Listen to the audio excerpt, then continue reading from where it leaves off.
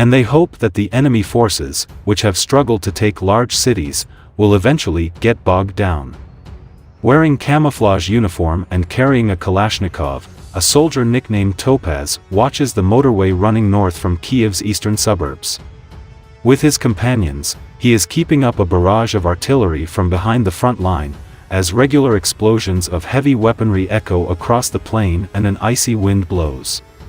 "Today the troops' morale is at its highest," said the muscular man in his 40s, radioing messages via a headset.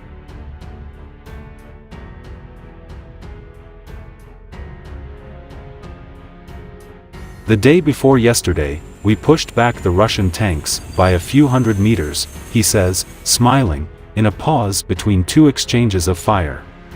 A video of the feat, captured by a Ukrainian military drone and posted on social media, shows a column of about 20 Russian vehicles, many of them tanks, moving southwards along the motorway.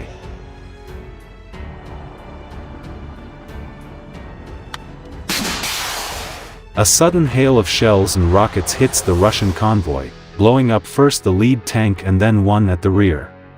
"We shot at them with tanks and rocket launchers," Topaz says.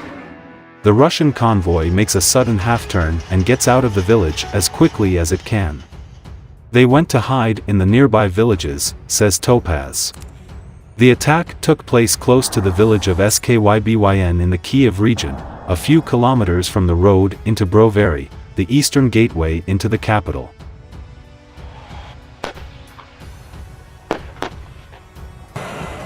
According to several Ukrainian soldiers, at least 2 Russian vehicles, one of them a tank, were destroyed, which the video appears to support, and a Russian tank commander was killed.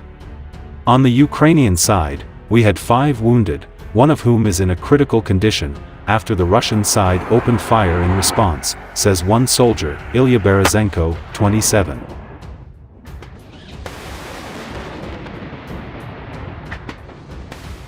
Since the invasion began on March 24, the Russian troops have seized numerous pockets of strategically important territory, particularly along the southern coast and to the east and north, and are now positioned at Kyiv's northwestern and eastern edges. But they seem to have run into difficulties in winning large cities such as Chernihiv or Kharkiv, and in the northeastern Kyiv suburbs of Bucha and Irpin, as well as in the east.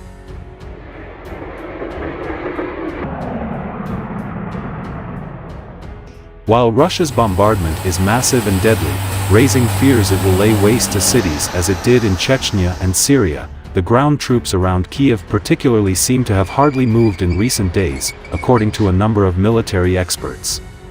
To the east of Kyiv, Russian tanks a few days ago reached a point a few kilometers from Brovary, with the initial impression being that they had driven 150 kilometers, 90 miles, from Belarus in the north, a close ally they can use as a rear base.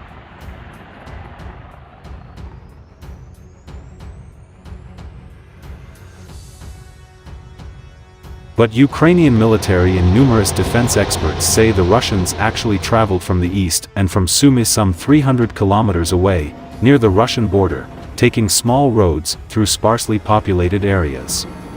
At the start of the week, the Russian tanks arrived a few kilometers from Brovary and positioned themselves in surrounding villages. Locals said they counted more than 70 military vehicles, including around 40 tanks and around 300 soldiers.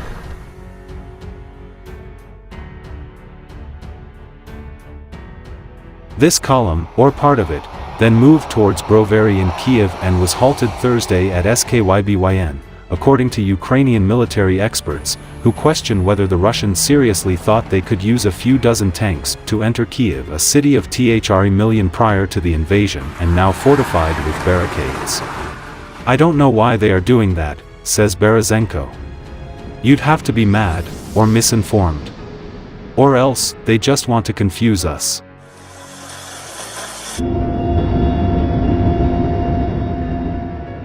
The incident in Skybyn reinforces Ukrainian soldiers' belief that the Russians have overestimated their resources, in terms of troops and equipment, and underestimated those of their opponent.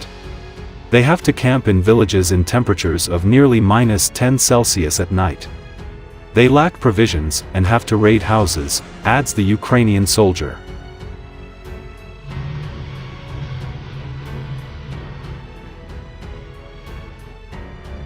The Russians nevertheless have advanced far enough to raise fears of Kyiv becoming encircled imminently.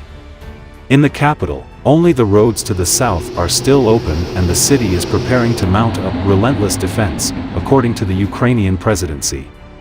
The Russians could continue to destroy and bomb Ukraine, but they don't have enough men or equipment to occupy the country, says Berezhenko, giving his view that Moscow's soldiers are not numerous enough and are far from home and will end up wearing themselves out.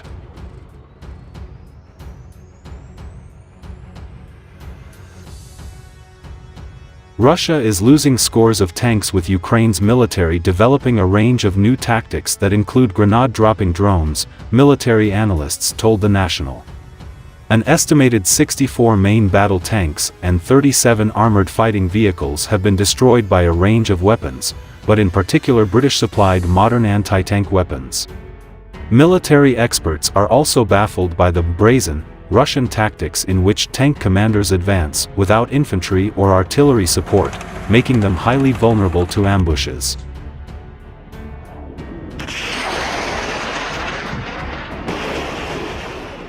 The Russians have lost every single type of tank so far bar the T-90M, which is the most modern tank in service, said Sam Kranievans of Rusi, a defense and security think tank.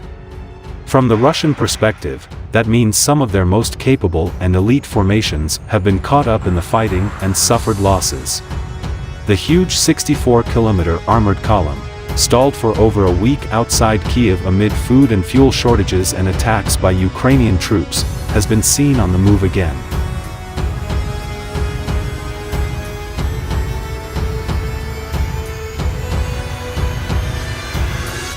New satellite photos appeared to show the massive Russian convoy outside the Ukrainian capital had fanned out.